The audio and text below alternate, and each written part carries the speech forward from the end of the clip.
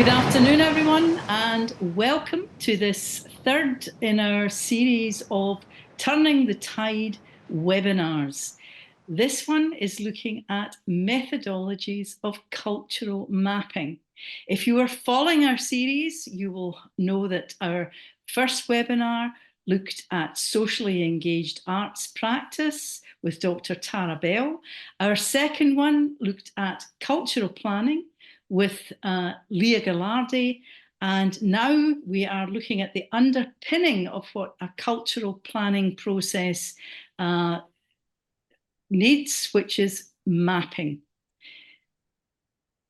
The background to our Turning the Tide project, we are looking at the role of socially engaged artistic practices in combating climate change. We have partners from Sweden, Austria, Poland, Greece, Netherlands, and Scotland too, but unfortunately not as a full partner due to Brexit. The activities of Turning the Tide are artist residencies, that's artists using socially engaged practice within our different cities and neighbourhoods. And a special welcome this afternoon to our newly appointed artists who are joining us here today. Our theoretical framework for Turning the Tide is a cultural planning, which means identifying our existing resources in our people, stories, heritage, landscapes, and built environments. And as we're discovering, each participating place has its own unique DNA that can be analysed, celebrated, and built upon for the future. The uncovering or discovering of that unique DNA and the first principles of cultural planning requires cultural mapping. In fact, there's a school of thought that says perhaps cultural planning is just ever deeper cultural mapping. And there are different methodologies and approaches to cultural mapping. What all socially engaged artists are doing is a form of cultural mapping. But we're presenting two distinct methodologies here today, both devised by artists. The first from artist, academic and teacher, Dr. Mitch Miller, who's based in Scotland. And he's coined a distinctive descriptive title for his mapping outputs called Dialectograms. The second one is from the Netherlands-based artists Remy Kroese and Marlies Vermeulen, who go by the name of Deer Hunter. They describe their methodology as cartopological mapping. So without further ado, I'd like to introduce you to Dr. Mitch Miller and pass the baton to you, Mitch. Thank you, Liz. I'm just going to attempt to share screen.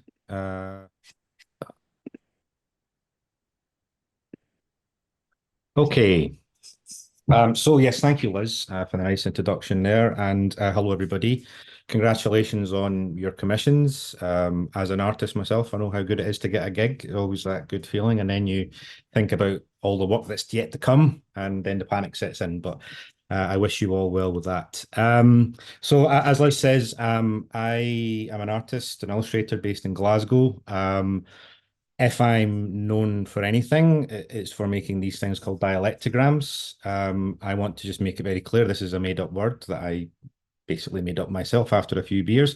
However, there was a reason for that, and hopefully by the end of the presentation, you'll understand where that word comes from, and you'll understand how that kind of potentially plays into the kind of cultural mapping you might want to do.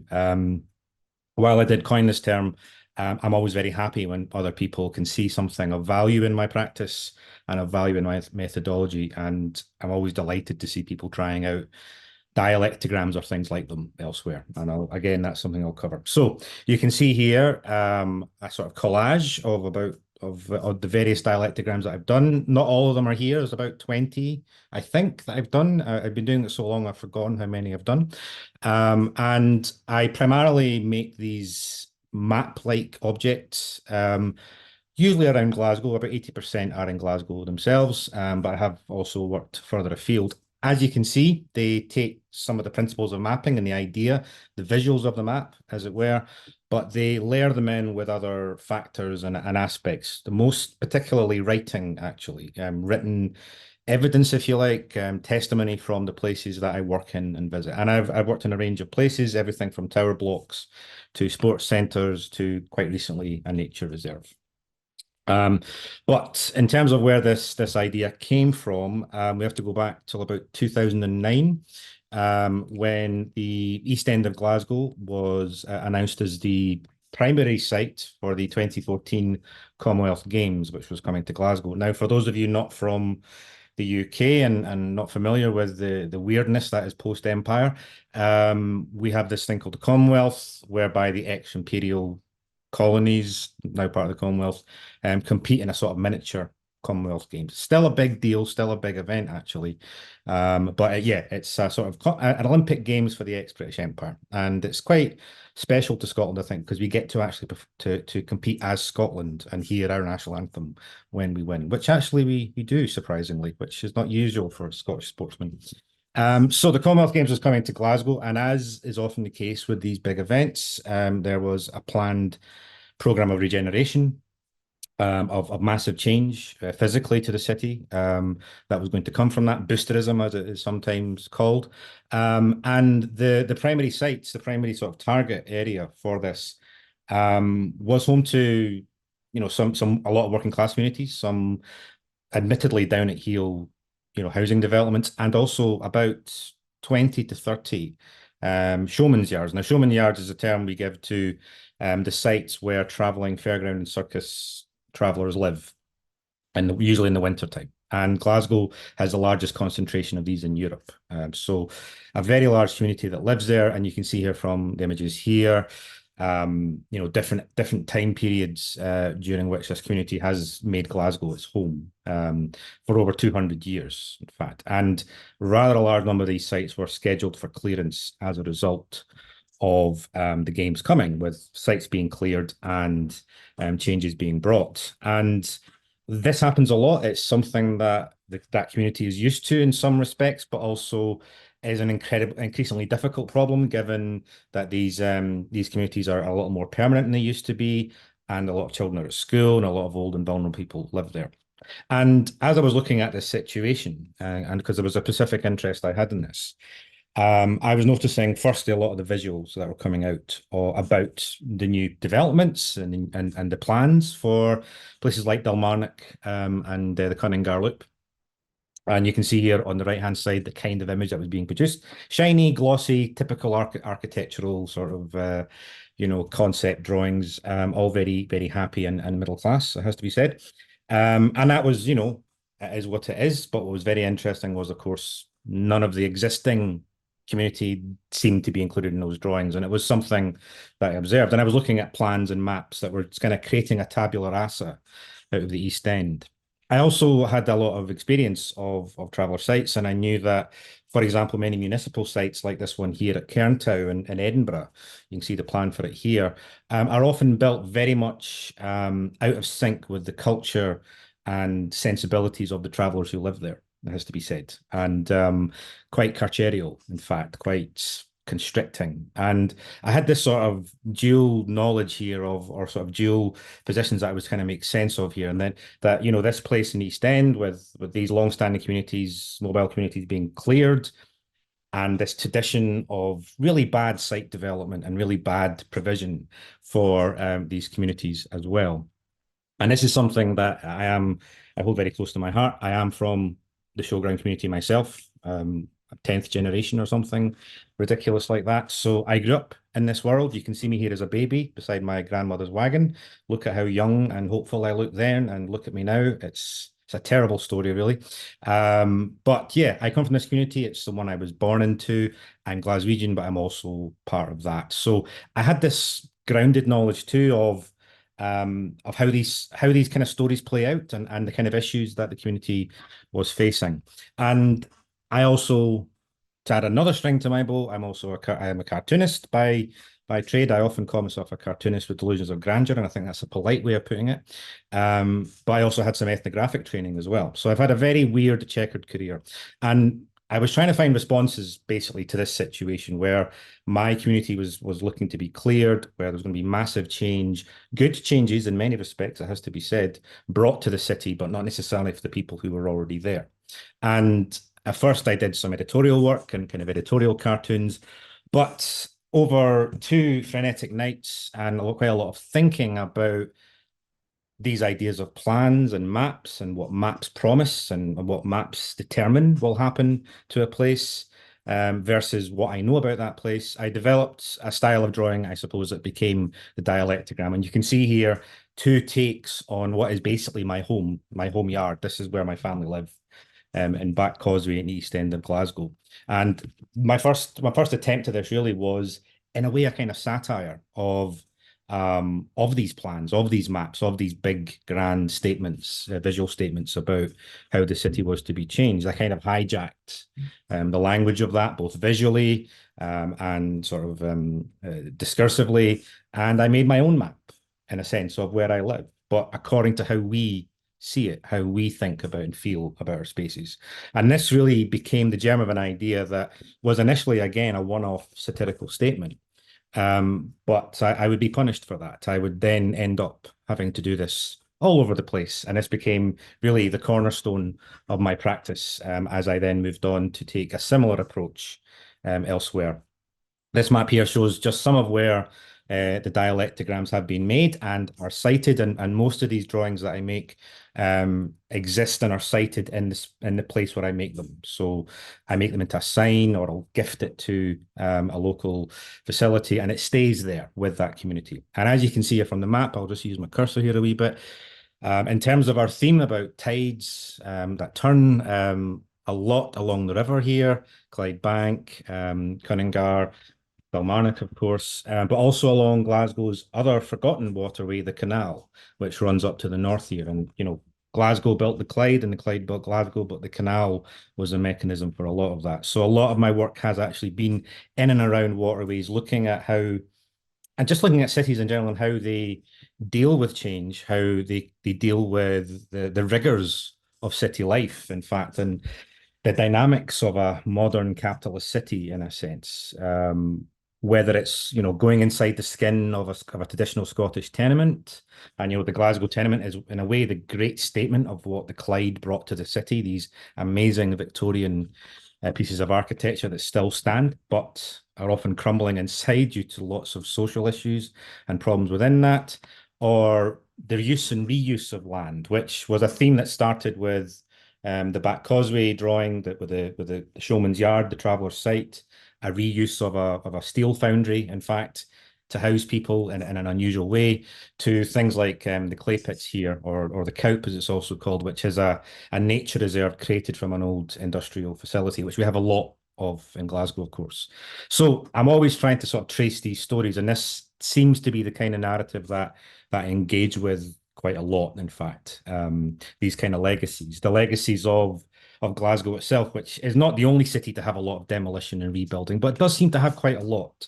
And it does seem to be something that's really part of its story from quite early on. This photograph by Eric Watt is one of my favourites in terms of Glasgow photography, because it shows in 1979 tenements being knocked down to make way for new builds, and the different layers of history and archaeology that you just find within a regular tenement, in fact, and can peel away. And while a lot of my work has an architectural theme and an architectural look, a lot of it is really just about social architectures, actually, the soft stuff that the building doesn't quite cover. The soft stuff that accrues around these buildings and these ground plans, if you like, is really what I make my business to try and capture.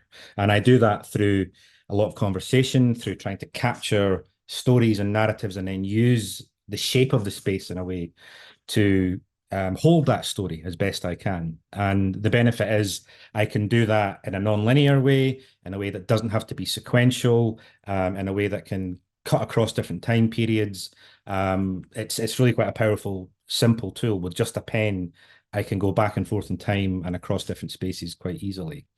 So in terms of what the word means, yes, this is what happens after a few beers, folks, when you're trying to define this thing you've accidentally discovered in a strange sense, and then explain it to other people. So diagram, obviously, there's a big diagrammatic feel and element to these maps, and I just shoved dialect in there. Now there was a reason for that. One, I'm speaking to people and I'm speaking to people in their voice, and I transpose their voice quite directly onto the map. So there's no official language here. If someone speaks in Broad Glaswegian, that's what goes on the map. And you just have to deal with that as a reader. But also in terms of visuals, I have quite a shaky, cartoony, expressive line. I don't even try to draw like a technical drawer. I can't anyway. I'm incapable of it.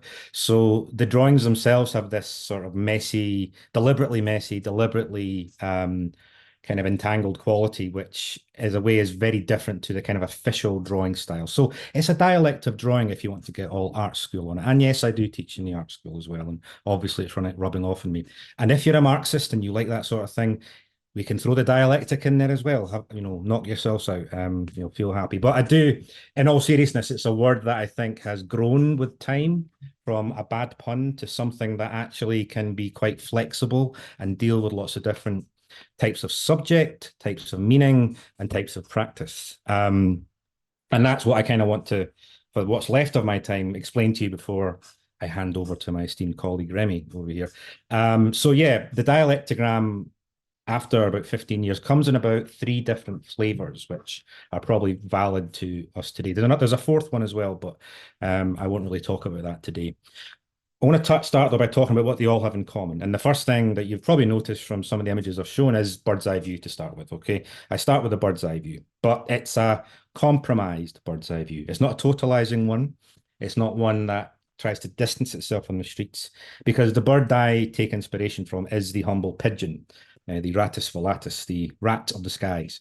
Because pigeons, yes, they can hover above and they can see the streets from above, as it were, but they're also intensely interested about what's on those streets, what's at ground level, but where the chips are and the kebabs and the stuff from Saturday night. They know and understand those things really well. And they're always kind of changing that point of view and then almost holding it in attention within themselves. I'm probably putting too much on the pigeons here. They're really just eating. But as an inspiration, I find it really, really interesting to think about that pigeon's eye view and how that can then inform the mapping of a place and how we can understand that place. Drawing, I've mentioned this word several times, and it is obviously at the core all the way through a dialectogram process, which typically takes months. Okay, I'm slow. I don't do things quickly.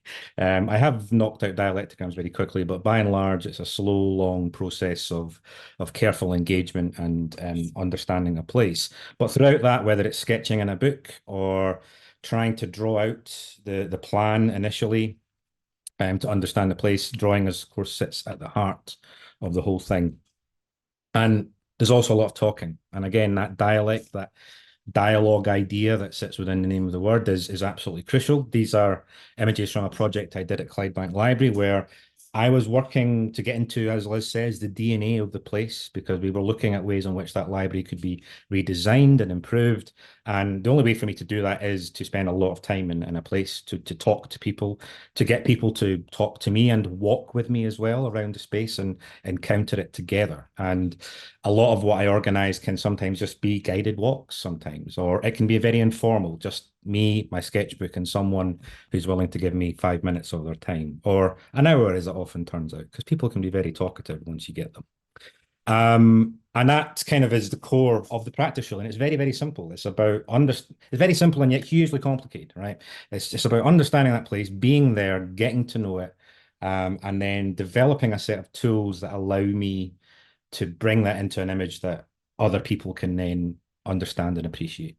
And I really honed this practice during a long project, a long residency for about 5 years on and off at the Red Road Flats in North Glasgow. This was a set of tower blocks built in a Manhattan style in a cabbage patch on the north of Glasgow. It's absurd, but also it lasted for 40 years and was a really iconic piece of housing in Glasgow's history.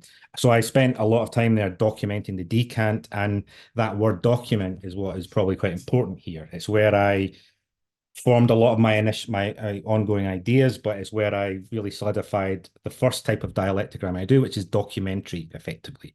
Kind of a documentary process where I do a lot of field work, I do a lot of gathering and talking, and then somewhere near the end, I present an image that kind of tries to crunch all that together as best it can. And this here, the Barrowland Ballroom dialectogram is probably I think it's probably the documentary dialectogram I'm proudest of. It's certainly the most spectacular and the most popular because the Barrowland is a really popular music venue in Glasgow. Also a dance hall. It's absolutely threaded into the history of the East End and the city. And it's probably the biggest expression of that documentary style I did, basically. And it came from 18 months of hanging around, getting behind the scenes at gigs and getting free beers. So, it's not all bad being an artist, is what I'm basically saying, kids. The other type of dialectogram that developed at Red Road was reconstructive, because Red Road was going through a demolition and some of the spaces had actually been derelict for years. So we were myself and other artists there, and there were lots of artists working on this project together. And this here is Chris Leslie, a gentleman I continue to work with to this day and enjoy doing so very much. And we were exploring the underground bingo hall and the underground bar that was at Red Road. One of them called the Brig, which is Glaswegian for the bridge, although, of course, if you're naval, it's also the jail. I don't think people quite understood that in Glasgow. Anyway, we came into these spaces which had been derelict to that time for 10 years, actually, and worked very hard to try and reconstruct those with what we could find on site, almost archaeologically, but then also through that process of looking at the social architecture, the soft stuff, as in finding people who used to drink there, who used to work there, and learning those stories. And you can see that in the top right. Since then, I've done other reconstructive works, such as the Shangy or Lochfold Miners Row. Along the canal at the north of Glasgow, there's several vanished miners' villages that are just gone. They were coal mining and ironstone mining villages. There's just a couple of stones there. But again, through working with a community and through careful, quite diligent work, we were able to reconstruct a sense of what those look like. The last type, and the one that I do a lot of now, is one that again came out of Red Road and came from that concern I had of, okay, I'm getting to do these artworks, and it makes me look terribly clever and terribly great by doing this. But what do the people who give me so much of their time get from this? What is given back here? And increasingly this led me to thinking more and more about, well, social engagement, in other words. How can this be a more socially engaged, social practice-based approach, which is difficult with illustration at times. Illustration is the natural illustrator's stance is to hunch over a drawing board and get the drawing done. But for me, what I wanted to do was bring the drawing into a process whereby people could not just see it at the end, but see it all the way through. That I would introduce the drawing early into the process. I would show them what I was planning, what I was trying to do, use the drawing as a site, almost a place to gather around, a carrier bag for stories, if you like, and invite people to not just to talk to me, but also suggest to me how this map could be developed. And you can see here 2 attempts at that. One, the Free Hetherington, and never got finished for quite a lot of complex reasons, but I regret nothing.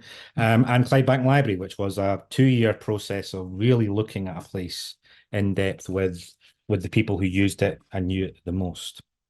And as part of that socially engaged approach, I generally try and take a principle of working with what's there, working with the groups that are there, finding out what their agendas are, what their needs are, and then working out how me as a practitioner, as a guy that makes weird big drawings, can somehow fit into that. And actually what you find is people like me can be quite useful in a sort of light way, not in a sort of heavy kind of service delivery way or whatever, but as someone who can help, for example, with outreach. So at Easter House, where I worked for 2 years, I teamed up with housing officers and health workers to offer free portraits to people. Very simple thing. And you do find whenever you're sketching in public, people especially in Glasgow, they want to go, what are you doing? What is going on with that?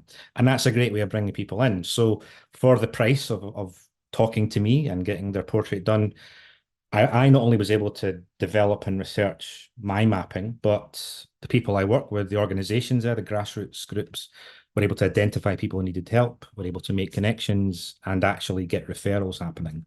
So simple things like that, where I can actually become part of the services that you know, an organization offers even, is something I increasingly do, and I'm very happy to do.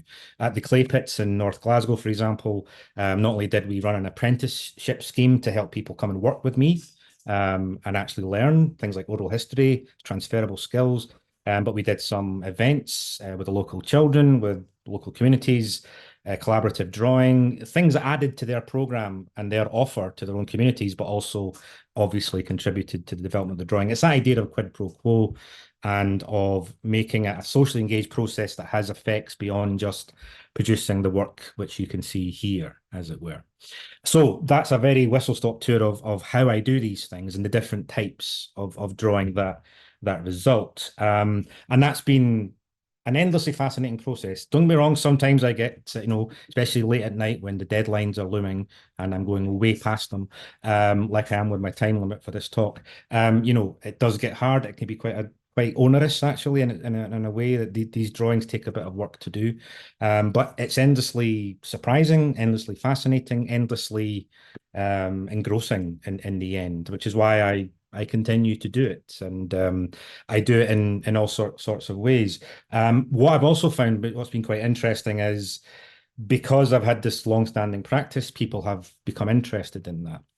It is taught at the Glasgow School of Art, for example, now, dialectograms, not by me, actually, by other departments. They did ask, which was nice of them. Also, in other universities, I've adopted dialectograms as a style, and I do hear from other dialectographers who get in touch and say, I made a dialectogram, what do you think of that? Such as, for example, the Warzone Collective over in Belfast. This is a group of anarchist punks who, because they're anarchist punks, were incredibly nice and polite, but also did a wonderful take on the dialectogram that is one of my favorites, actually, more than some of my own work, I have to say, where they took the idea of the dialectogram, but then infused it with their own punk ethos, their own very collaborative way of constructing the drawing and bringing it together.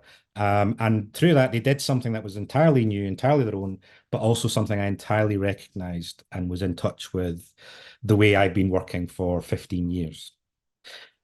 And to finish and to sort of finally wrap up, yeah, I continue to do this, and it continues to evolve and adapt. What's been quite interesting of late is I've been going back to the roots of the dialectogram, back to how to map the nomadic life and nomadic spaces.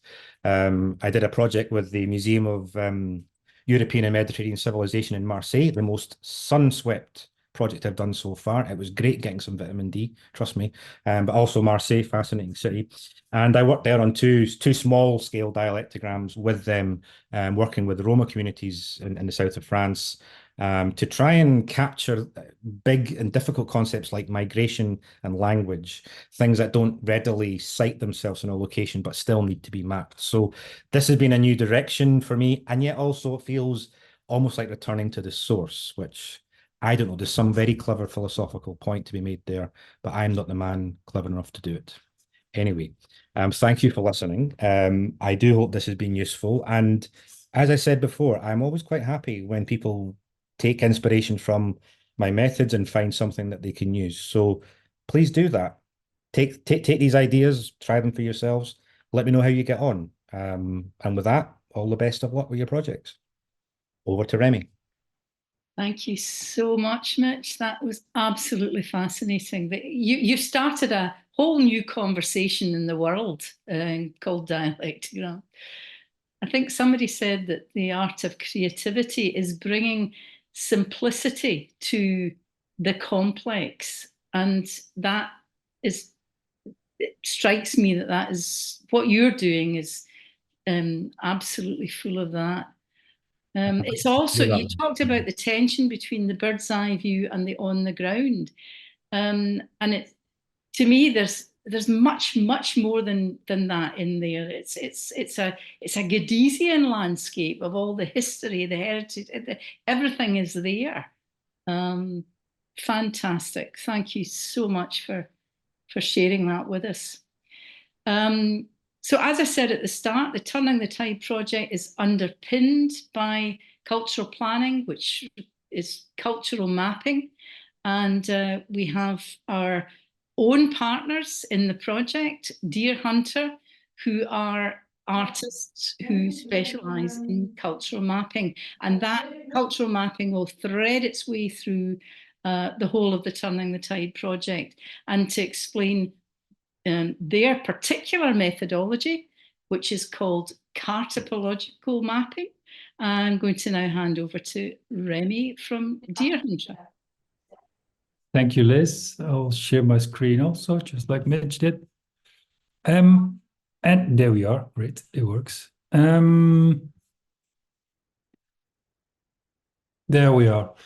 Well, thanks again also for the invitation to have this brief talk. Thanks, Mitch, for your, again, highly interesting talk. I think I mentioned it before, every time that I see or hear you talking, I see new parts of your work, and somehow I get reminded of other aspects of it. And again, it was like this time also the same.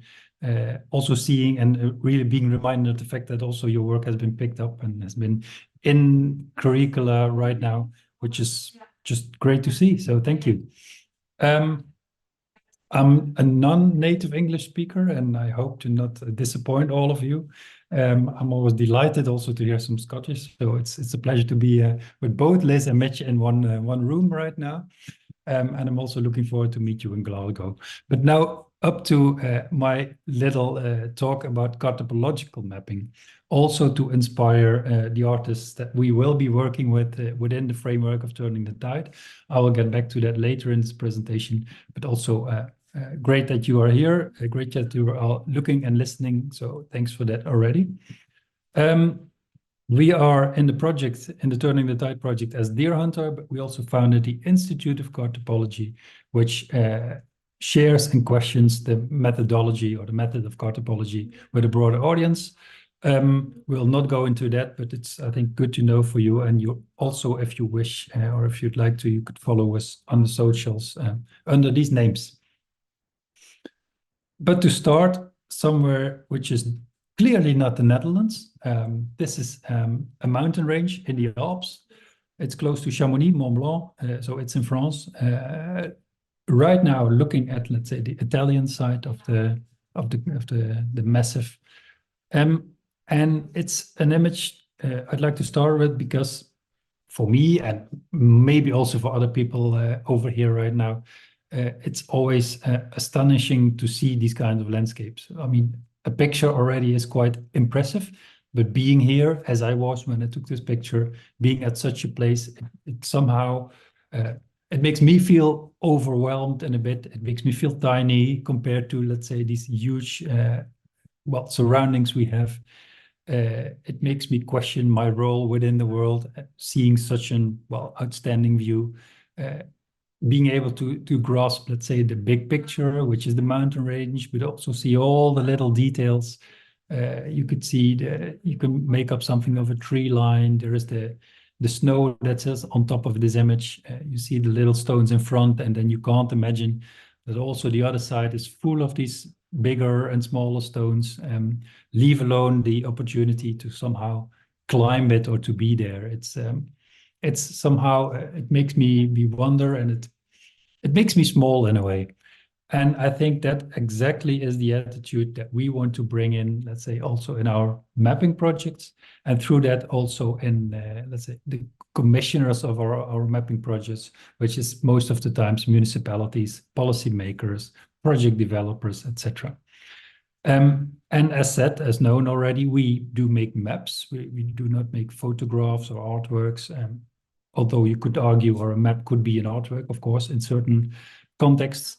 In this case, this is a map of almost the same area that we just saw on the image, on the photo. It's also the Mont Blanc Massif in France, on the border with Italy, as you can see on this map. The map is also almost now in front of me. I should have put it over here at the back, but doesn't matter. It's on the screen right now. And to me, this image, what I can see somehow is that the author of this map somehow tried to map the mountains or this area somehow as it can also be perceived. So there is a lot of detail in this map. There is these elevation lines which give an indication of the height of the relief, I should say, of this area. I don't know if it's proper English, but you know, it goes up and down, and you can somehow read that, and you can see the numbers when you zoom in on this map. You can see the glaciers, you can see water streams, you can see green and orange and white where there is snow. So it takes some time to dive into this map, and with that, it somehow slowly reveals, let's say, some aspects of this area as how you can perceive it if you would have been there yourself, bodily, physically. That's a good thing of this map. Of course, it's still a reduction of reality, as all maps are, but it tries its best, I would say. This is another map of exactly the same area. It also tries its best, I think. It shows completely other things. This is, of course, as we probably all know, it's a screenshot of Google Maps. There's totally different information on this map. It's not good or bad as just the previous map was, but it's a different map.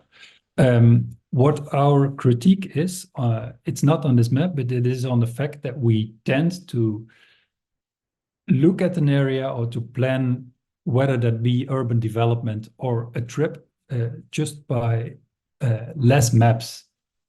Of course, we have much more digital options. There's GIS, etc.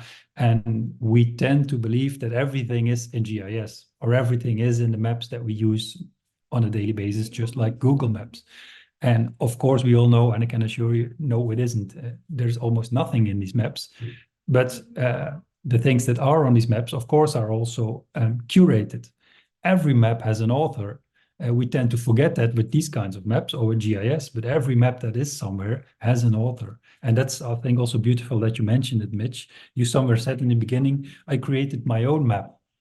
And actually, every map has been created by at least somebody, whether that is compiled or curated or printed maybe, but somebody created it. And we think it should be, well, it could be good if maps get back their author to also know from which perspective a map has been made in order to be able to look at it from a critical point of view. So, well, maybe a side note on this presentation. Google Maps is one of the few maps that we know that we can't find a legend from. So there is no legend available for Google Maps. So what do the colors mean, for example? What does this line mean? It's not available. And still, I think we are all able to read it. So there is a beautiful system behind it. But it's interesting that no legend can be found online. That as a side note. Another area, just to play the game with Google Maps a little bit. This is, as you can see, top right, this is Portugal and Spain. You see a part of Africa on the bottom right, and you can see some islands in the ocean. Another map to counter this one could be this one. A map made by Mercator, 17th century, if I'm not mistaken. Again, also Spain, Portugal on the right, not Portugal at that time, I think. There's Africa, bottom right. And the sea, as you could see in the previous one, this one has somehow been filled with stories. Stories about how life at that time was, how dangerous it was. I could imagine traveling these seas or searching for other land or other countries or other opportunities to, of course, from a very Western European perspective, to conquer. But also it's about religion, about, you know, it was dangerous, but we had to put our trust in somebody's hands. At that time, there was somebody for that. Of course, people at that time knew you couldn't land with a boat on a fish and pray on it or do some religious thing. But the map tells something about that period, that era, about how it was to live over there, or how people perceived it. And that is the perspective right now that is, of course, lacking on Google Earth. Or you could say, well, the perspective now is to have as much as McDonald's is in your neighborhood, because these are on Google Maps. Well, that also tells something, of course, but there's more stories to be found, we think. And that is also the job somehow we gave ourselves some years ago, where we didn't yet have the term cartopology, but coming from an architectural background, making designs, making projects for locations for in the future, but locations that we hardly knew. And we quit our jobs and we started our own little company or practice, you could call Deer Hunter, to somehow dive into that niche, into that gap, and to just, again, very simply, but also very complicated at the same time, try to find out how it is to be somewhere, what actually is happening, and what can we incorporate or should we incorporate into urban development. And I think that's also the reason why also we are constantly, let's say, in between the bird's eye view, literally and then less literally, but also the, let's say, the what is the frog's perspective, at least the top-down perspective, the bottom-up perspective. And in this map, you can see it's a combination. It's also a bit bird's eye view. It's isometric projection, technically seen. And we somehow love and hate the bird's eye view because on the one hand, in our practice, we have to use it because this is it's almost a single perspective of urban planners, of politicians, etc. And we want our work, we want, let's say, our insights from these neighborhoods to be understood, to be heard, and to be read by these decision makers. So we want to speak their language. So in that way, we still work with, let's say, the bird's eye view or the isometric perspective, the projection, in order to speak the language of urban planners, of project developers, of politicians, in order to, let's say, bridge the gap or be the medium between the inhabitants, of which this is their daily habitat, their daily surroundings, and the people that are deciding upon their future somehow. What also, I think what we have in common, Mitch, in these maps that we craft is that we combine text and drawing. And now this is a Zoom, there's not a lot of text in it, but the map needs some text to be understood. It needs some time, just like we need time in our fieldwork to understand the area. If a politician or a policymaker needs or wants to understand the area, it also needs time, to dive into the map, to unravel its stories, etc. Just like with the dialectograms, I think you just need and you give yourself some time to dive into it. Just like if we read a book or a report, it needs the time to read it from start to end. People expect from a map that you, at a glance, get everything out of it. But I think in our maps and also in the dialectograms, you just need time. You need to invest time. But with that, I think it gives you it is able to give you a much deeper insight into an area than a text would do, a linear text somehow. Because you have to make decisions also while reading a map or unraveling a map. And that only helps, I think, with an engagement. And that is also, I think, which we have in common.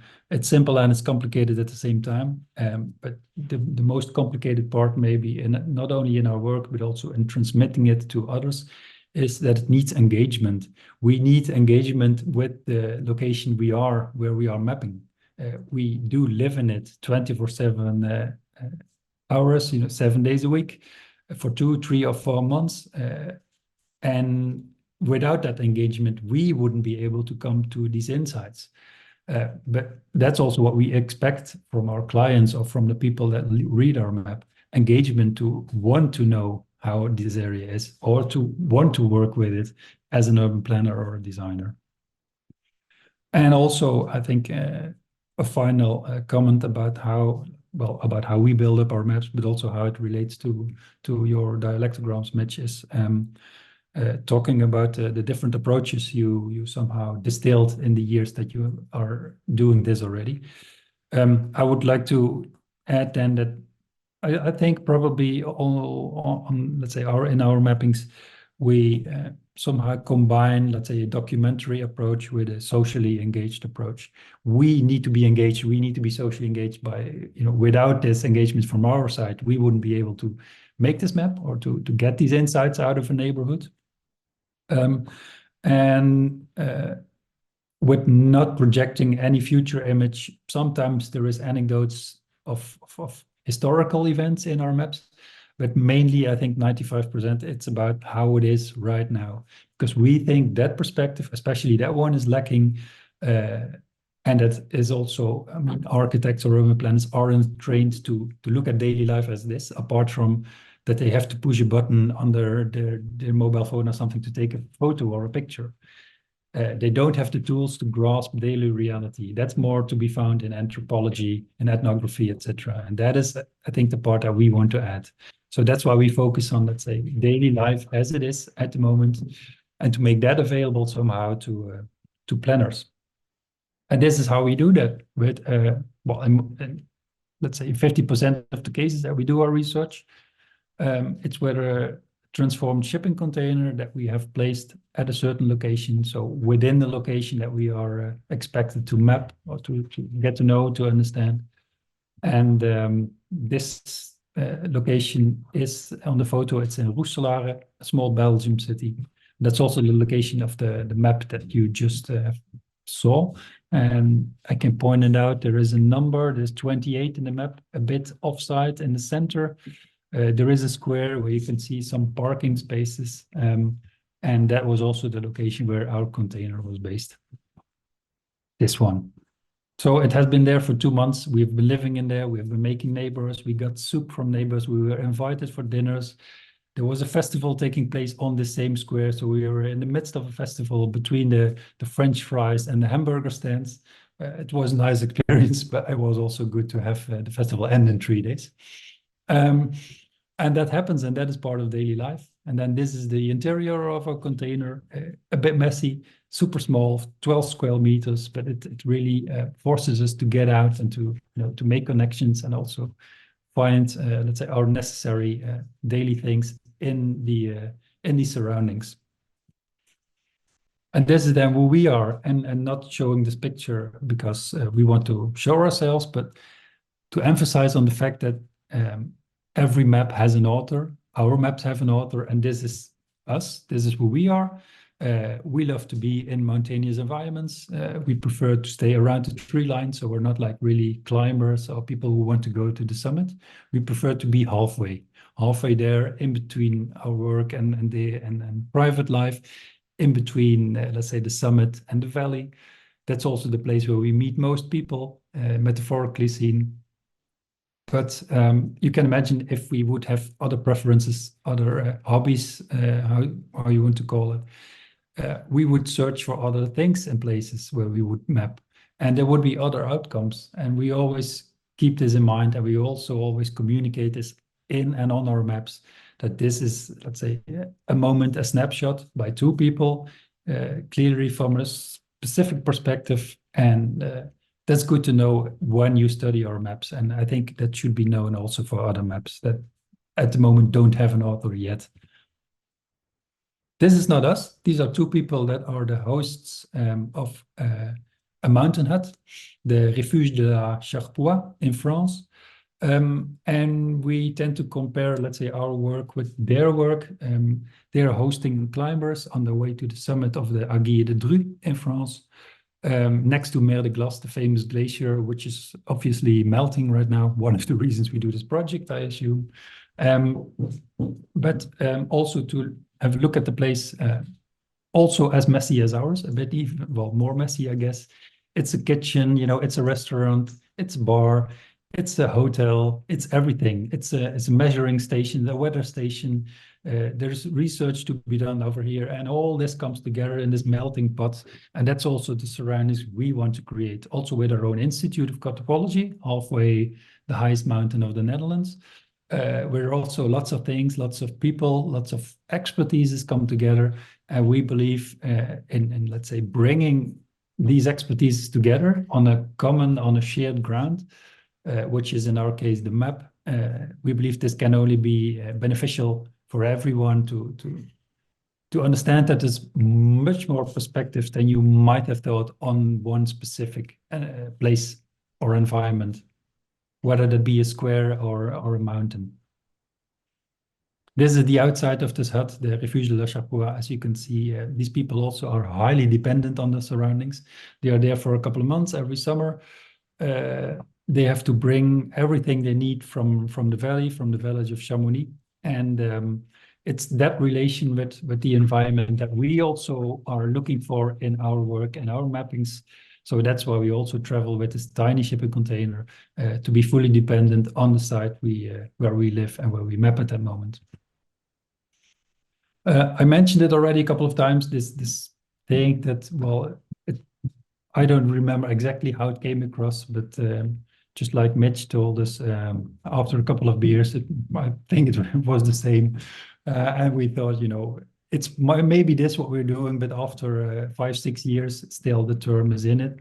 And just like the dialectograms, also cartopology has found its way somewhere in the universities in the Netherlands and Belgium and in Germany, I have to say. And we're also asked to talk about it and to teach it to students of certain faculties, whether they be architecture or urban planning, also in the art schools and in design. So we're very happy that it somehow finds its way. I really don't care if people call it cartopology or ontography or radical mapping or dialectograms. You know, I think in the core it's about the same thing. It's about engagement with your surroundings, and you know, translating that into something that can be read by others, can be felt and understood by others, and in our case that can be used or implemented in urban planning processes.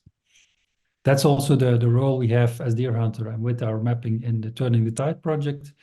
These are the locations where we will be mapping and where we will be in touch with both local artists and international artists. We will be completely new in all these locations. So for us, we literally start with blank canvas, blank pieces of paper. We will see what comes out after 6 weeks of engaged encounters in these sites, and hopefully the artists also present today and looking right now can make use of our work, can get some insights out of it, and can translate it in their own beautiful works. So that's what we are looking forward to today. And if there's any questions, I think Liz will take over as moderator, and I'm happy to answer them. So thanks for your attention, and hope to see you soon in one of these cities. Thanks so much, Remy. Another new conversation for the world called cartopological mapping. So thank you so much for that. I know all the cities are really looking forward to hosting you and to you uncovering the unique DNA of their places and spaces. We are hosting many events during the Turning the Tide project, and the next one that is upcoming is our Climate and Culture Summit, which will be held in Glasgow. We will be having our main event in the CCA on the Thursday, the 25th of April. It will be live streamed, and we hope very much that you will all join us there.